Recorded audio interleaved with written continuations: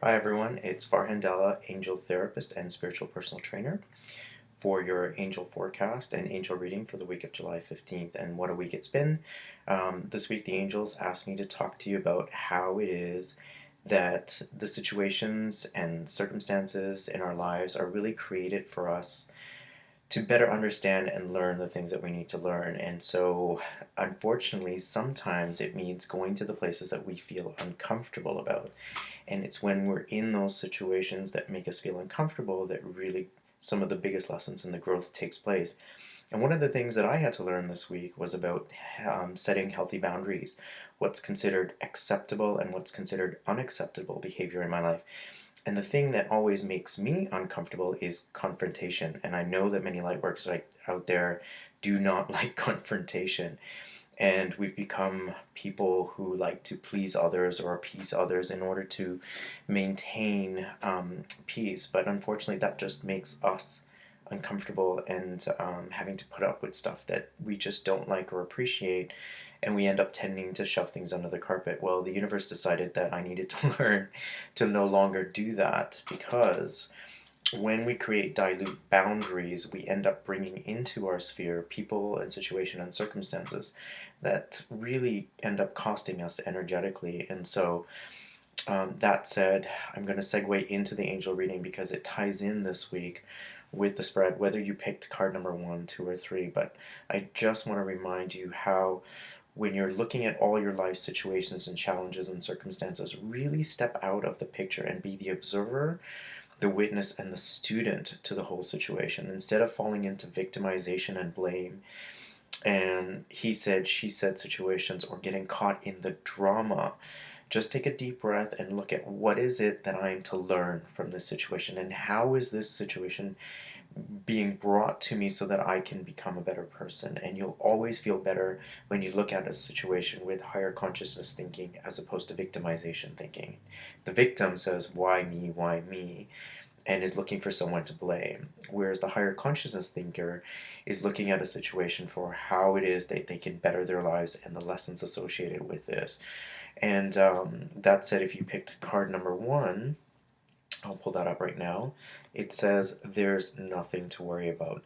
This situation is not only already resolved, but the angels also want you to know that your own worry could be blocking you from seeing the higher reason this situation is presented with you in your life. So if you're in a situation where there's conflict with another person, be it a partner, coworker, or boss, someone of authority, just try to see that person as the divine master creation that God has created, because you too are that divine master. Faults and all, perfections are all about every aspect of ourselves, the good and the bad. But the angels want you to know that everybody is doing the best they can with what they know. And when you learn to accept that people are exactly where they need to be, it's not really their fault. In fact, it's no one's fault. This isn't a situation that requires blame, but it's just about letting go of the worry and knowing that with divine intervention, with higher consciousness thinking and reasoning, everything is going to be absolutely okay. All right? And card number 2 is that this is an opportunity for forgiveness. And what forgiveness means is that you're letting go that part of the situation that's causing you grief, toxicity, and all the aspects that are heavily weighing you down in the situation and circumstances. So when you're forgiving, you're not doing it for the other person, you're really doing it for yourself. Forgiveness also allows you to see and change any patterns of behaviors that require modification on your part. So again, when you're looking at the conflict between you and another person, then when you step out of the picture and say, what am I supposed to get out of this? What is this person in my life here to teach me? In my case, it was about setting boundaries. And as soon as I was able to do that, I was able to let go and forgive the person for what they did. At the same time, that doesn't mean forgiveness means that you allow that person to be back into your life again. No, if it's for the right reason and you feel that having this person no longer in your life is for the right reason for you, then it is your right to exercise your free will and do the right thing for you by not allowing this person back into your life again. But Definitely, by letting go and forgiving doesn't mean that what they did was all right. It doesn't take them off the hook. It just means that you're doing what's right for you and letting go of the aspect that's weighing you down. And the third card, of course, is cleanse and detoxify. So all that heaviness and the emotions that you've picked up from this situation and circumstance requires cleansing from your body. This card can also imply that it's time for you to do a detox. Many light workers right now are getting more and more sensitive, and you need to think of yourself as a sponge and as a magnet. So you're constantly absorbing other people's stuff as much as and as well as a vibrating being, you're also emitting your energies out there as well. But regular maintenance of the body will help keep you healthy and maintain a clear vessel. So, lightworkers, if you're watching this right now and you pick number three, it's time to do a detox of some sort. Getting rid of emotions like anger, guilt, jealousy, turning all those heavy emotions over to God and the angels will help purify the body.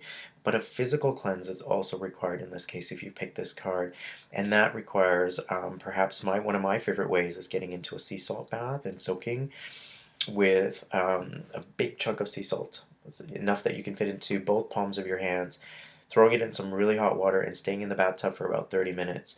Other ways to cleanse and purify your body is to get out and walk in nature, be it in the forest, take a swim in the ocean if that's possible.